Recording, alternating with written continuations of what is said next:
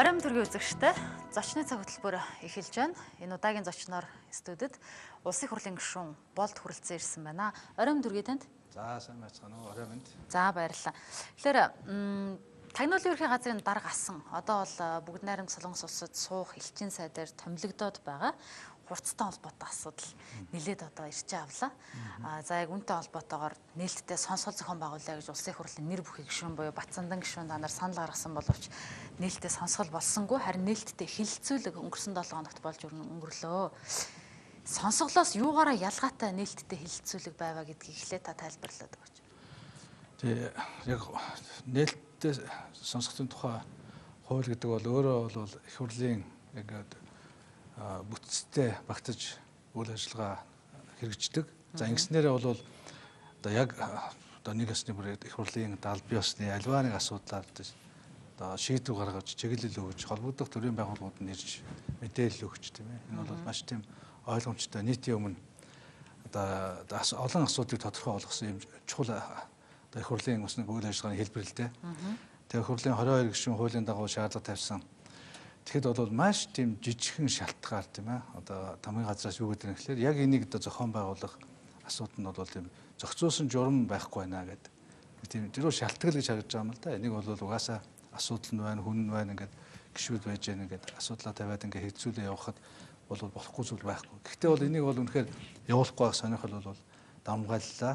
Тэгээ нийтдээ бол сар орчим одоо янз бүрийн шалтгаар ингээд хойшлуусаар одоо эцэст бол сүулдэ бид аюулгүй байдал гадаад банк хоорондын ажил хэсэг гаргаад за ерөөсөө тэр хуулийн дагуу нээлттэй сонсгол болдгоо болвол тэгвэл байнгын орооны нээлттэй хэлэлцүүлэг хийе. Олон иргэдийн өргөдөл ирсэн байна. Өргөдлийн байнгын ороонд бас тийм болцоо бий л дээ. Тэр өргөдлийн байнгын ороо хуралдаад олонхороо шийдээд шууд хийж болох юм байна. Тэгтэл бол өргөдлийн байнгын орооны эрчим бүрдэхгүй. Эрчим бүрдэхгүй сонсгол хийхлээр 900 иргэний гар хэсэг тэрүүхэн хугацаанд дорн цуглуулна гэхээр бас бэрхшээл үүсэж штэ тийм ээ. Ингээд иймэрхүү техникийн шалтгаанаар хойшсороо тэгээд аргагүй ихэнд бол ингээ хүчээр томилгоо явах гээд байдаг.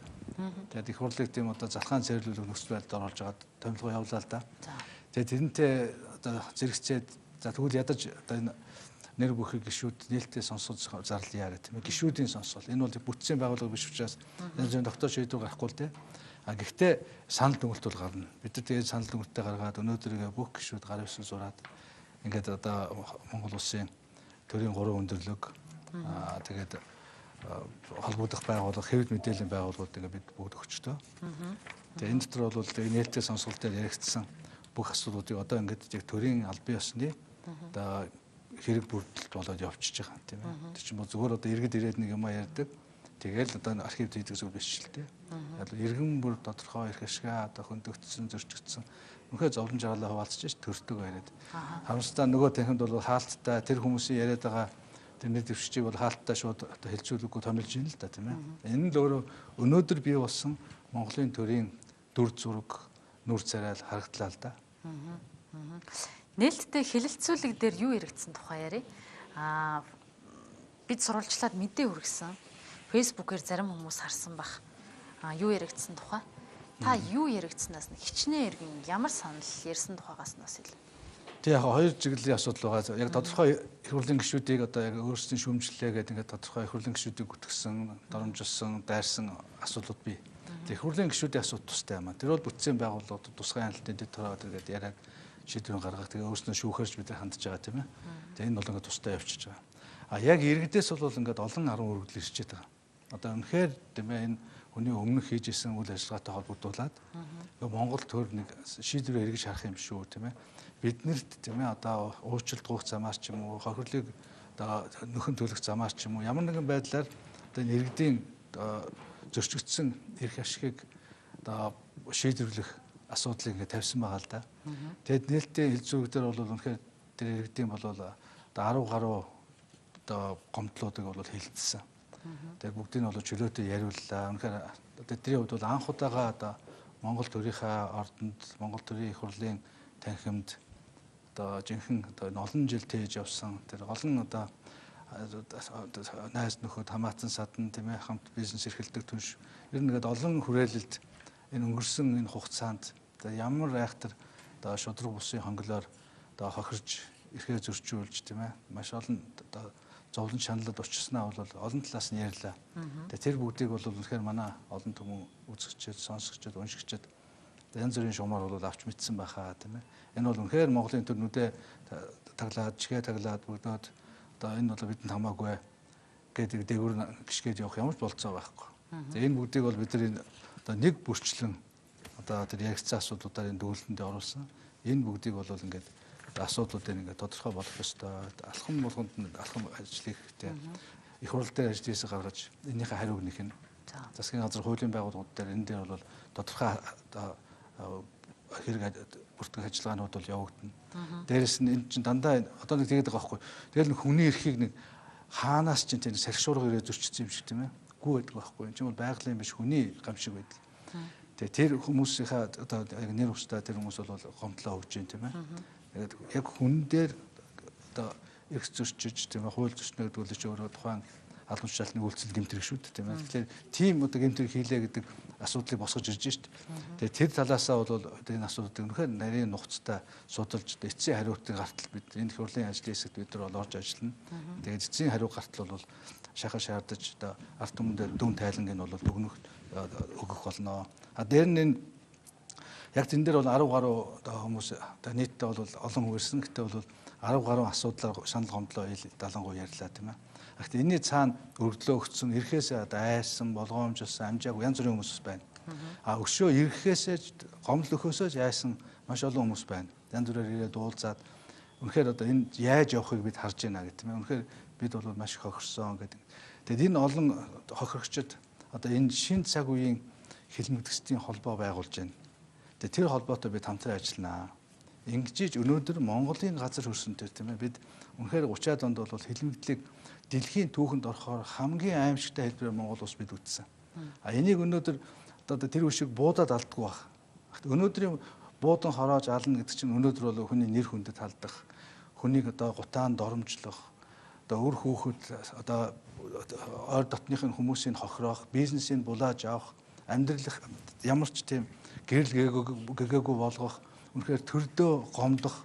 Энэ бүгд чинь одоо хүн амьд байгаа боловч одоо бараг тийм үхэлтэй тэмцэх хэмжээний хүн тийм хохирол авсаж байгаа байхгүй. Тэгэхээр энийг бол өнөөдөр бид бол яавч зүгээр өгч болохгүй. Энэ асуудал бол өнөөдөр Монголын түүхийн шинэ цаг үеийн сургамж бол дахиж одоо энэ хуулийн цоорхоонуудыг бөглөж энэ бүх асуудлуудыг яг нэг мөр цаашаа дахиж төрдөө хүн болгох итгэлтэй. Би ямар ч нөхцөл миний төр намайг хохироохгүй, миний төрийн ажиллуулж байгаа өөргөөгөө эрх мэдэл өгж байгаа тэр хүмүүс намайг хохироохгүй гэсэн тийм итгэлийг бий болох хэмжээнд бид нар ажиллана гэж бодож байгаа. Бүгдээрээ дандаа одоо юу гэдгийг хурцад ямар нэгэн байдлаар гомдсон хүмүүс байна. Тий гомдсон, эрхэн зөрчигдсөн, тэрний тушаалаар тийм ээ. За зарим нь бол одоо хэл сэргээр байна, зарим нь бол хувийн өш хонжонгоор гэж ярьж байна тийм ээ. Зарим нь болохоор одоо угаасаа одоо шинэ зоригийн хэрэг гэхэд бол ерөөсөө одоо ямар зорилгоор юм бөмбөд энэ хэргийг бол одоо бидэнд бол тогтчлоо тийм ээ. Манай тэр хөр хүүхдүүд бол үнэхээр ямар ч энэ хэргийг үлдэх үндэс байхгүй гэдгийг бол олон үндэсгөөс нь ярьж байна. Өнөөдөр хэрэг нууцаас харангуут анх удаага л тэр бүх хэрэг асуудлыг би анх удаага тэр хэлцүүлэгдээ сонслоо. Үнэхээр бид нэг цаг гаруй одоо хэдэн хүний гомдол сонсоод таарчих юм бодсон чинь нийтдээ 5 цаг орчим бүр тасралтгүй. Бид нар бол үнэхээр өстой бос суух завгүй тэр олон хүний зовлон сонслоо. Тэгэхээр бол үнэхээр бид бол маш их олон зүйлийг дарцсан услаас хойш шинэ үндэс хуулиа батлаад их л сайхан нийгэм байгуулж байгаа гэсэн. Үнэхээр хажуугаар нь бол бид бол маш том зүйлийг бол алдж байгаа юм байна. Тэгэхээр энэ алдаагаа засах цаг болжээ. Монголын төр иргэдээсээ уучлал гуйх цаг болжээ. Энэ төрийн завхрал, хэлмэгдүүлэл, алдаа энэ одоо асуудлуудыг өнөөдөр ил тод ярьж үнэхээр айдасгүй нийгэм бий болох юм зайлшгүй шаардлагатай байна. Анх бол хэлээд байгаа юм л да. Үнэхээр за одоо Монгол Улсын ерөнхийлөгч байсан хүнийг барьлаа, хорлоо тийм ээ. За тийм юмны сайд байсан хүмүүс гэлт, тийм их хурлын гишүүн байсан, тийм дарга, тийм том компани захирал гэх хүмүүс яг баярлдаг юм байлээ. За ашгүй тэд нар ч юм байсан л байтаараа болж тийм ээ тийх ёстой гэдэг. Тэгээ нийтээрээ тэр хүлээмжшөөр алга ташаал.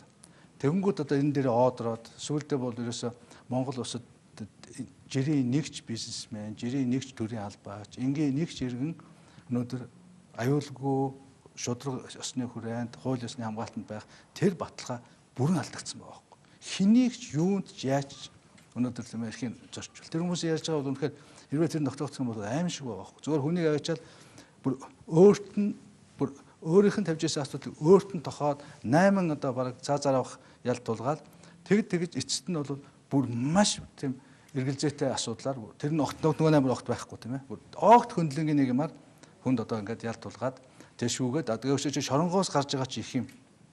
Тэгээд чи олон юм ярил харин чамтай ярихгүй шүүгээд ингэж айлгаал гаргачихдаг юм биш үү. Тэгэл тэр хүмүүс өнөөдөр бол бөөн гомдол усууд ирэл одоо өөрийнхөө наагур учирлаад бүх асуудлаа ярьж шүү дээ тийм. Тэгэхээр энийг одоо Монголын төр өнөөдөр анхаарал авч энэ одоо иргэдийн өмнө олон түмний өмнө ингээд нээлттэй ийм л сонсголоос өнөөдөр Монгол улсын их хурл айсан байна. Ийм имийг их хурлынхаа аль биесний бүтцийн байгууллагаас ярихаасаа өнгөлцгөө хагартал айсан байна. Энэ бол буруу. Жухамдаа үүний тулд өнөөдөр бид нар ардчсан хувьсгал хийсэн, ардчсан үндсэн хууль баталсан, ардчсан төрийг байгуулсан. Үүний тулд өнөөдөр Монгол улсын их хурл оршин тогтнож байгаа. Хэрвээ иргэдийнхаа өмнө нүүрээ буруулж байгаа бол энэ бол Монголын төр биш. Энэ бол хэн нэгний одоо дарангуул, хэн нэгний захиалга, хэн нэгний зангарганд ор байдаг энэ төр бол одоо төрөл биш юу юм гэдгийг бүүмэд тийм ээ. Өргөдлийн байнгын хоронд өргөдөл гомдлоо нээлттэй одоо хилцүүлэхт оролцсон хүмүүс ямар хугацаанд яаж одоо энэ байнгын хоронд хилцүүлэхт оролцсон хүмүүс яагаад тэгэхээр зэрэг Тагнуулын ерөнхий газрын дараа хурцтай холбоотой асуудлаар өмнө өргөдлийн байнгын хоронд хандчихсан байсан хүмүүс юм уу? Хилцүүлэг хийн гэсэн чинь хандсан хүмүүс юм. Яг зарим нь бол байн хандж ирсэн. Бүр төрөний одоо Бацаандан гишүүнийг өргөдлийн байнгын хоронд дарга байх үед ч бүр хандаад энэ хооронд ингээд холбогдох байгууллагууд нөхчдөг, тэгээд дарчдаг тийм ээ. Энд чинь ингээд биеийнхээ ингээд тийм ээ булхайг нууж идэг юм тогтолцоо гарцсан юм биш үү? Бүх юм гүйцэтгэдэг. Тэр ийм одоо хууль бус бизнесийн хөтлөө тушаал авдаг, одоо тийм албан тушаалаа шагнуулдаг, тийм гадаад дотоод томилуулдаг. Ерөөсөө ингээд ийм сүлжээ бий болцсон юм уу гэж харагдж илээ. Ер нь бол маш тийм ноцтой. Тэгээ одоо бол бид нар байнгын ороогоор дамжуулаад энэ өргөдлүүдийн цуглуулад өргөдлийн байнгын ороо шилжүүлсэн. Одоо албан ёсоор дахиад тэгээ өргөдлийн байнгын ороо бидэд сарын хугацаа хэрэгтэй гэж байгаа юм л да. Одоо хуулийнхаа хугацаагаар яриад байгаа. Тэгээ энэ хугацаанд бол яг өргөдлийн байнгын ороогоор ярих асуудлууд бол яригдана. Тэрнийг ч хүлээхгүй манай энэ ажлын хэсэг бол их хурл дээр одоо үйл ажиллагаагаа явуулаад тэгээд энэ холбогдох хуулийн байгууллагууд энэ бүх асуудлуудыг нөгөөд тэгээд жинхэнэ одоо хариуг нь аваад тийм ээ. Ингээд эн чинь хууль эрх зүйн процесс. Ер нь хүний эрхийг зөрчинө, хүнийг одоо тийм ээ дарамтлан, хүнээс одоо бизнес булаанч гэдэг юм уу энэ бүх чинь бол амар ноцтой хэрэгүүч тийм ээ. Хүнийг одоо хууль бусаар барьж хорно тийм ээ. Бид одоо эрүүгийн хуулийн чухамдаа энэ асуудлуудыг маш их анхаарч оруулсан. Гэхдээ яг энэ бүх хэрэгүүд бол өмнөх эрүүгийн хуулийн үед гарсан хэрэгүүд байгаа л да тийм ээ. Тэгэхээр бол тэрнтэй нь уялдуулаад ингээд бол тэгтэл бол энэ аль ч үед бол үнэхээр төр албан тушаалтан энэ их мэдлээ буруу ашиглах үүнийгээ бол ингэж хүний одоо язгуур эрх ашиг зөрчиж түүний одоо жинхэнэ одоо хууль ёсны эрхийн бол жинхэнэ хэлмэгдүүлсэн ийм нөхцөлд бол одоо маш тодорхой бол хуулиуд бол үүсгэх ёстой тийм ээ. Бидний түүхэн сургамж бол өөрөө энийг бол хийж өгсөн байхгүй.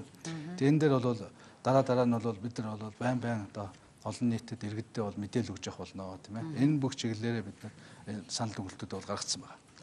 Энэ санал дүгнэлтүүд нь одоо юу юм бэ? Ямар хуу байдлаар үр дүн төрнө гэж төлөвлөж байгаа юм бэ? Та хэлж дээ түрүүн 3 өндөрлөгт хандсан байгаа гэж. Нэгэнт одоо юу гэдгийг шүүхээр шийдэгдсэн хэргийн талаар ерөнхийлөгчд одоо бичлээгээд засгийн газарт бичлээгээд их хурл руу бичиг өглөөгээд юу өөрчлөгдөнө гэж үсэж байгаа юм бэ? За ямар ч байсан өөрчлөгдөх хууль эрх зүйн тогтолцоо бол байгаа тийм ээ. Яг өнөөдөр бол энэ байнгын орооны тогтоол биш. Гэхдээ энэ хилцүүлгээ зохион байгуулсан гишүүд ингээ өөрснөө ингээ тийм ээ. Гишүүн болгон чинь өнөөдөр ард түмнээ сонгогдсон төрийн өмнө одоо тодорхой үүрэг хүлээсэн тийм ээ. Иргэдийнхээ өмнө үүрэг хүлээсэн. Нийт иргэн хуулийн өмнө үйл ажиллагаа явуулах ёстой бүрэн эрхтэй гишүүд байгаа шүү дээ. Тэгэхээр энэ гишүүдийн тавьж байгаа асуудал бол яг хууль ёсны дагуу үнэн зөв одоо хариултууд хийх ёстой, үнэн зөв мэдээллүүд хийх ёстой. Энэ бүх асуудлууд шалгалт тогтоож тийм ээ. Ингээ бодиттой одоо үнэн тогтоогдож энэ дагуу бол арга хэмжээнд авах ёстой. Тэгэхээр энэ бүх иргэд үнэхээр тэр хууль бусаар хэлмэгдүүлж хэлсээр одоо зүрийн одоо хэрэгтэй хийсэн тийм ээ. Ингээд эрхэн зөрчигдсөн бол тэр бүгдийг иргэд засах энэ нөхцөл болцоог бол их хурлын гишүүдийн хувьд бол бид нар эцсийн хүртэл бол энэ үр дүнгийн төлөө явна гэдэг нь ойлгомжтой. Нээлттэй хилцүүлэгт оролцсон иргэдийн ярьсан бүхэн үнэн гэдэгт их хурлын гишүүд та одоо 22 гишүүн те хилцүүлэг зохион байгуулсан гишүүд яагаад ийм итгэлтэй байгаа юм бэ? Магадгүй тэдэнд хувийн өш хонзон, магадгүй ашиг сонирхол байгаа учраас эргээд худлаа ярьж иж болцсохгүй юм шүү. Яг уу аль нь магадлал тийм ээ. Гэхдээ бол тэр олон иргэд ирчгээд бүгдээрээ яг ингээд нэг тийм бүр хуульдсан юм шиг тэгж худлаа хэрнэ гэж тэр бол бас магадлал багтаа л да. Мэдээж хэрэг одоо би тэрийг бас үнэн гэж хэлээгүй шүү дээ, тийм ээ. Ийм юмнууд яригдж байна, тийм ээ. Ийм эрх зөрчигдсөн, хууль зөрчигдсөн байх болзошгүй байна. Тэгээ одоо энийг бол одоо жинхэнэ хуулийн дагуу үнэн мөнөд тогтоох хэрэгтэй биз, тийм ээ. Тэгээд одоо тэр хүмүүсийн хувьд бол өнөөдөр хамгийн аимшигтай нь юус ингэж идэг юм байна л да. Энэ бүх хүмүүс ярьж байгаа хэрэгүүд чинь нууц гэдэгт хамааруулцдаг. За. Тий. Тэгээд бүх юм нь хаалттай хийчдэг. Тэр дотор нь хараад хад бол ерөөсөө нууц юм байхгүй байхгүй баг. Тэгээд хаалганы цаана тэгэл тэр хүмүүсийн ерөөсөө ингээд бүх одоо хэрэг нь тэгээд тийм жижиг тоглоод явчихдаг юм уу хаашаа тийм ээ. Тэгэхээр одоо энийг одоо эргэж авчраад ил болгоод ингээд олон түмний хяналт олон хуульчийн нүдэн дор шийтгэхэд бол бас нэг өөр болно доо тийм ээ. Ингэж одоо бид чинь 30-аад онд хэдэн 10 мянгаар нь буудцсан хүмүүсээ өнөөдөр хүртэл одоо хэрэгэд нь цагаатгаал яваад байгаа биз дээ тийм ээ. Тэгэхээр одоо 50 60 жилийн дараах нь болж байгаа юм чинь энэ 5 6 жилийн дотор босныг бол болох ёстой тийм биз. Тэр тусмаа өнөөдөр тэр хүмүүс тэгэхээр амьд сэрүүн дээр нь тэр үр хүүхдүүдийн тэр одоо ор дотныхын хүмүүсийн ээж аавын одоо сэтгэлийн одоо амар тайван өгөх ёстой л доо тийм ээ. Тэгээд тэр олон хүмүүсийн асуудлууд ингээд нэг доор ингэж бүгд хуримтлагдаад ингээд нэг доор яригдж байгаа нь өөрөө эн чинь бол нэг тийм тохиолдол мөн үү биш үү гэдэгт бол бидэнд маш их эргэлзээ төрж байгаа байхгүй.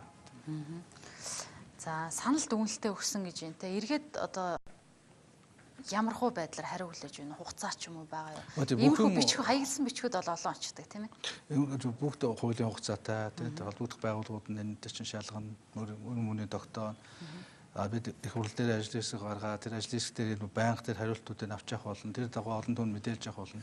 Үнэхээр иргэд нь худлаа мэдээсэн бол иргэд худлаа мэдээлж яа гэдэг тийм ээ. Хуулийн байгууллага тэр албан шаардлагууд зөв байж яа гэдгийг мэдээлэх болно тийм ээ. Хэрвээ үнэхээр тэнд одоо хууль зөрчсөн эрх зөрчигдсэн асуудал байгаа бол тэрийг нэг бэлэн далангүй л ярина. Бидэнд бол үнэхээр аль нэг талд нь орох ямар шаардлага байхгүй шүү дээ. Бид бол хуулийн дагуу бүх юм яг ил тод үн зөвөр одоо үнэн мөн тогтоогдох ёстой тийм биз.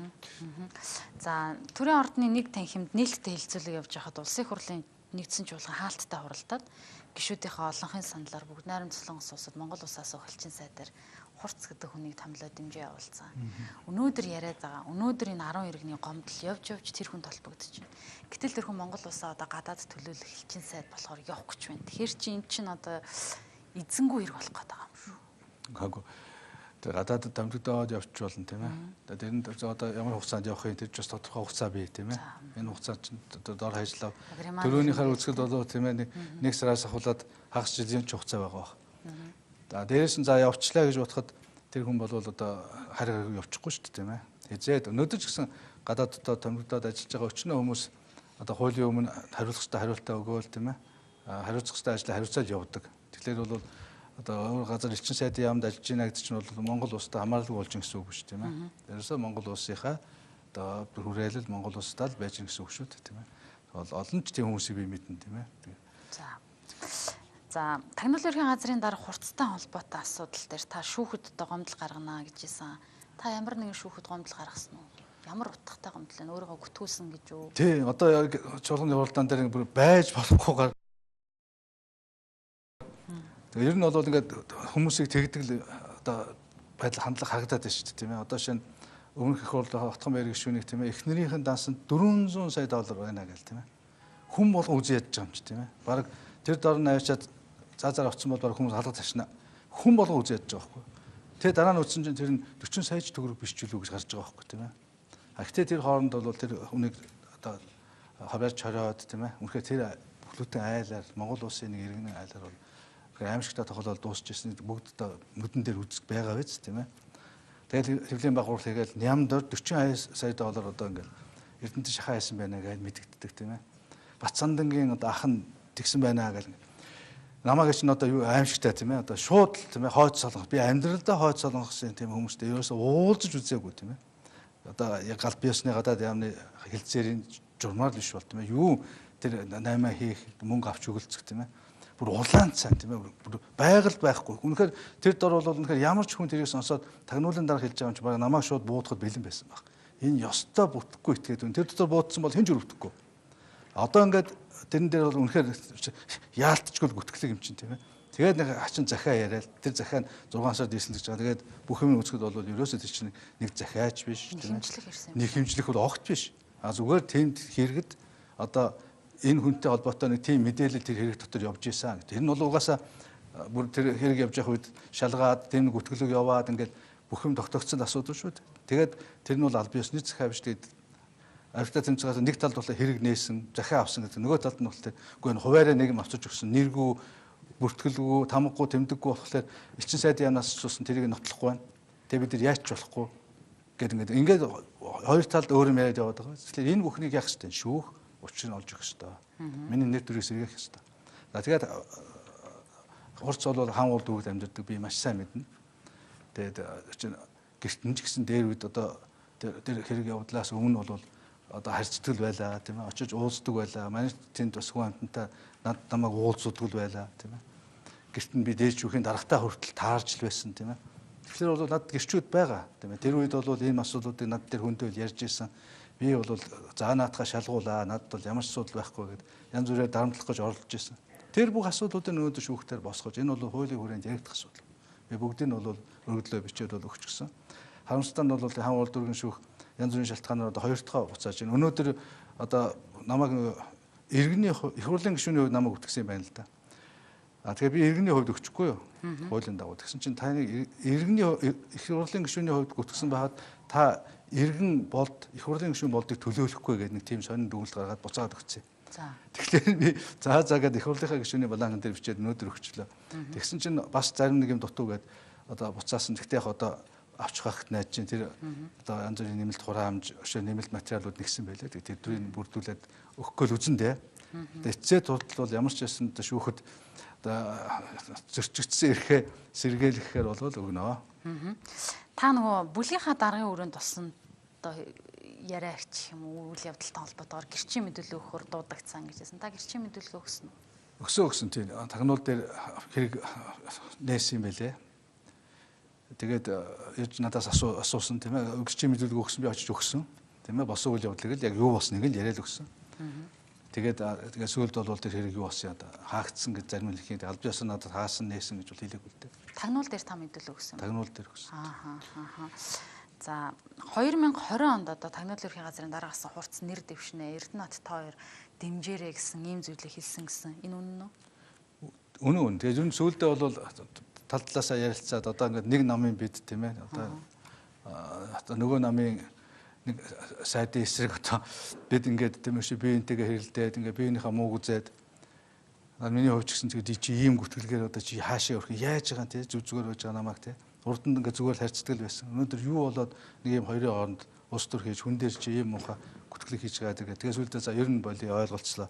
Дэж хэрэг цагдаа зэрэг одоо хүчний байгууллагын хүн хэнийг ч хардах хэрэгтэй тийм ээ. Хэний ч талаар юу ч бодож явдаг юм билээ. Тэр бол тэр өөрийнх нь хувь хүний хүмүүсийн асуудал шүү дээ. Тэрнийгээ тэгээд олон түвний өмнө тэгж гаргадаг нь бол үнэхээр буруу. Тэр талаасаа одоо ингээд одоо залруулад ингээд явах юм. Тэгээд ер нь бол би дандаа л нэг ийм ажил хийждэг. Одоо ер нь ингээд 20 онд ер нь одоо их хурлаа дэвшин шүү бодвол намаасаа дэвшин шүү гэж байгаа юм байлгүй те. Тэгээд одоо та нар бүлгийн дарга те одоо их хурлын гишүүн бид дэмжээрэй л гэж хэлээ.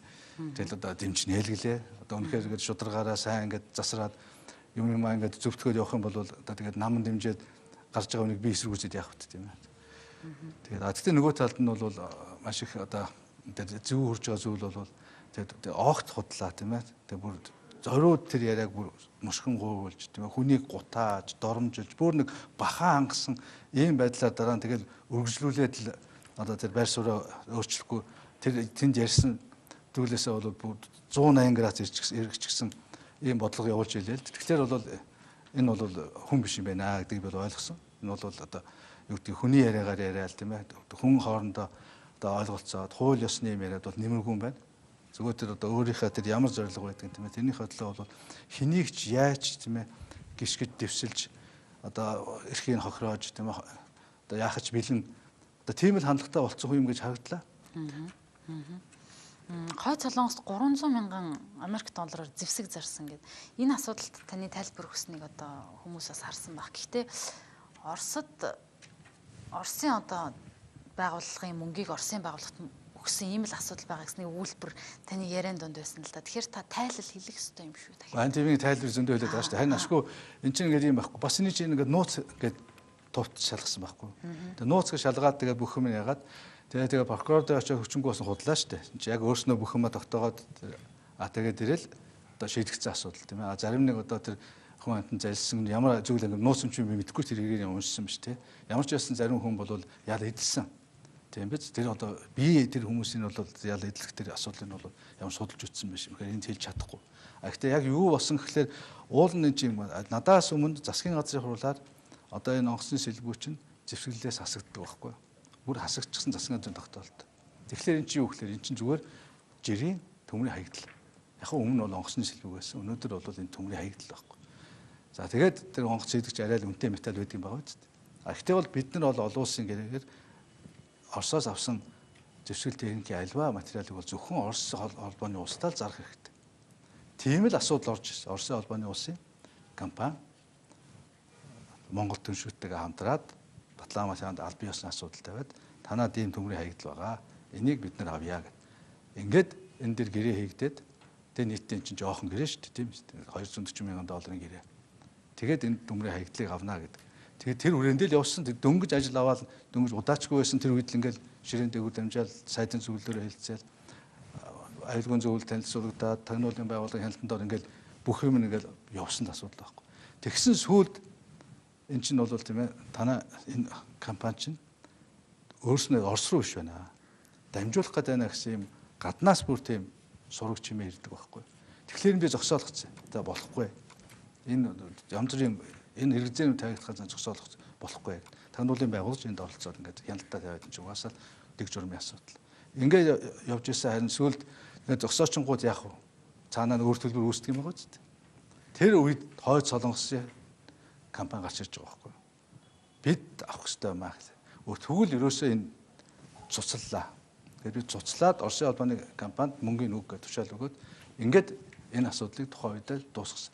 Тэгээ нөгөө хойд солонгосын компани гомдолтой байж тээ. За энэ гомдол бол манай юм. Бид нар бол хизээч хойд солонгосын компанитай гэрээ байгуулаагүй, харьцаагүй, харьцаж үндэс байхгүй тийм биз. Ягаад гэхээр энэ бол та нарын тустай асуудал. Ингээд энэ чинь ерөөсөө нууц юм байх хэрэггүй байхгүй. Яг бол нөгөө юм чинь жившлээс гарсан юм чинь зүгээр төмрийн хаягдал байхгүй. Тэгээд ингээд тэр зорчмаараа бүх гэрээ хийгдсэн. Тэгээд энэ чинь дараа нь бол одоо тагнуулын байгууллага тэр үеийн Л.Болдгийн Болд дарах гэж байсан. Бүгд мэдчих. Тэр үеийн аюулгүй зөвлөлийн бүх одоо нарийн бичгийн дараа нь хурцч өөрөө тэр үед аюулгүй зөвлөлийн нарийн бичгийн дараа байсан. Энэ бүх мэдээллүүд жирийн дээгүүр нь дамжаал гарсан байна. Ерөөсөө бүх төвшөндөө одоо энэ асуудал чинь хянаад үнэхээр Монгол улс яг л чинь Монгол улсын олон улсын нэр хүнд байхгүй. Энийн цаан чинь бол одоо нүүбээс хүртэл тийм анхаарал ирээд. Одоо ингээд та нар янз бүрийн тийм зэвсэг одоо техник ийм харилцаанд тэр оронтой орчих байж. Тэр чинь бол нүүбийн хоригтой байгаа учраас.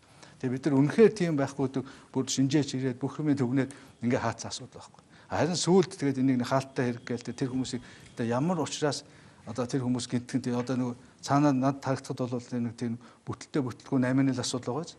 Тэгтэл тэр чинь нэг том хэрэг болгоод тэгэл одоо тэр хүн амтныг барьж хориол ял өгөөлсэн. Тэгэхээр энэ бүгдийг одоо ил болгочих хэрэгтэй. Ил болгоод олон түмний өмнө маш ойлгомжтой болгох шүү. Айгүй бол бас энэ ярьж байгаа шиг ийм хилмигдэл явсан ч гэж магадгүй тийм биз. Зүгээр одоо тэр хүмүүс хоорондоо тэгээд тэр аж ахуй маргаанаа шийдэх хэрэгтэй байсан. Дунд нь орж ирээл одоо тийм ээ. Одоо хуулийн байгууллага албан тушаалтнууд ямар арх ашиг сонирхлоор байдгийг тийм ээ. Одоо улс төрөд ашиглах сонирхолтой байсан юм уу? Юу ч гарч иж магадгүй шүү. Би бол одоо янз бүрээр хардж эхэлж байна өөд тийм ээ. Юм л бол нэг юм гаргаж ирээд хүний нэр хүнд сонгуул орохлоор миний тухай яг энэгээр кино гаргадаг байхгүй. Нэвтрүүлэг хийдэг. Тэгээд миний тойргуудаар очиж сонин тараадаг. Энэ хүн одоо зэвсэг 8 альсан, зэвсгээ 8 аач идэр гэл. Тэгээд бүр инээ төрмөр. Тэгээд ингээд хүнд ингээд наацаа. Тэгээд тэрийг би тайлбарлая гэхэлэр нууц. Улсын нууц задлж болохгүй.